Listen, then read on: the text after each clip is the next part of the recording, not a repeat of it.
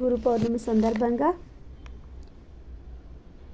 గురువు రాజయోగి శ్రీ పోతులూరి వీరబ్రహ్మేంద్ర స్వామి గారు గురించి మనం ఈరోజు తెలుసుకుందాం.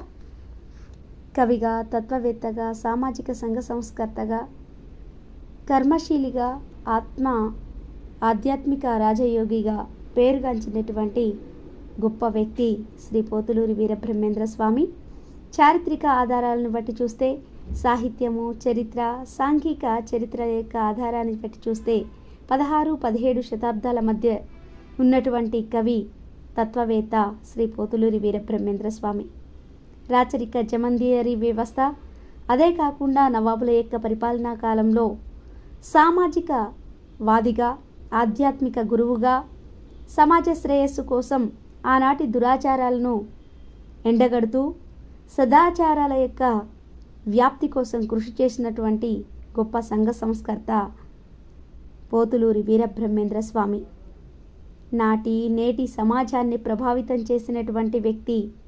అంతేకాకుండా ప్రజాకవిగా వేమన కవిత్వ రూపంలో, శతక రూపంలో పద్యాలని తీసుకొస్తే, తత్వాలని చెప్పడమే కాకుండా ఆచరణ రూపంలో చేసి చూయించినటువంటి వ్యక్తిగా, ఆధ్యాత్మిక గురువుగా తన శిష్య పరంపర చేత ప్రచారం చేయించినటువంటి, రుజువు చేసినటువంటి గొప్ప వ్యక్తిగా మనకు శ్రీ పోతులూరి వీరబ్రహ్మేంద్ర రాజయోగి గురువర్యులు కనిపిస్తారు.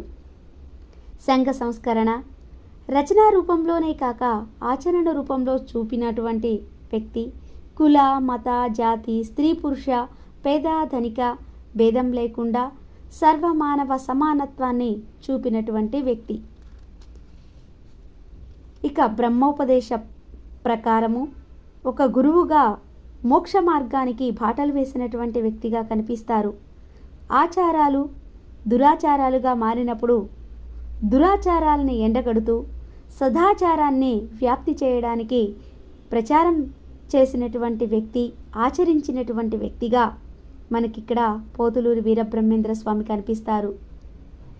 ఈ రెండింటి మధ్య సంఘర్షణలో, ఆచార దురాచారాల సంఘర్షణలో స్త్రీలను సుమంగుళ్ళుగా చూడాలని, స్త్రీల యొక్క అభ్యున్నతి కోసం పాటుపడిన వ్యక్తిగా మనకు కనిపిస్తారు.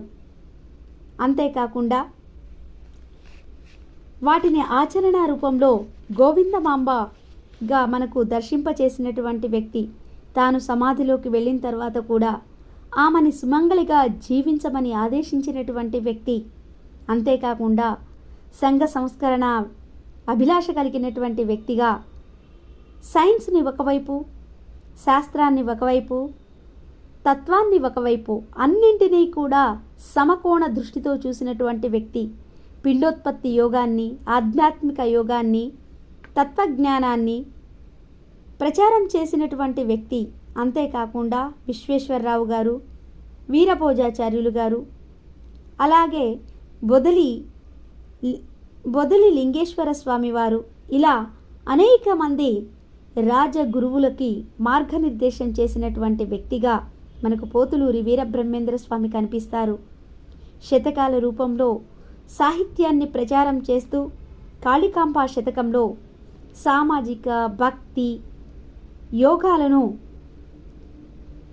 చెప్పినటువంటి ఒక విమర్శనాత్మకమైనటువంటి కవిత్వాన్ని శతక రూపంలో కాళికాంబ హంస కాళికాంబ అంటూ తీసుకొచ్చినటువంటి వ్యక్తిగా, ప్రజల్లో, జానపదుల్లో వీటిని ప్రచారం చేసినటువంటి వ్యక్తిగా కనిపిస్తారు శ్రీ పోతులూరి వీరబ్రహ్మేంద్ర స్వామి.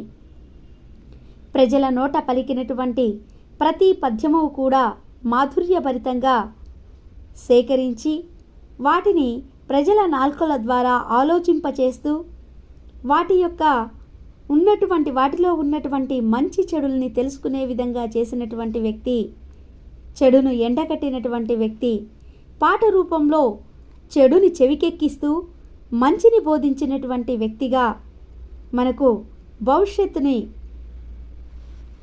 ప్రజలకు కళ్ళ ముందుంచేటటువంటి ప్రయత్నం చేసినటువంటి చక్కటి గురువుగా మనకు పోతులూరి వీరబ్రహ్మేంద్ర స్వామి కనిపిస్తారు.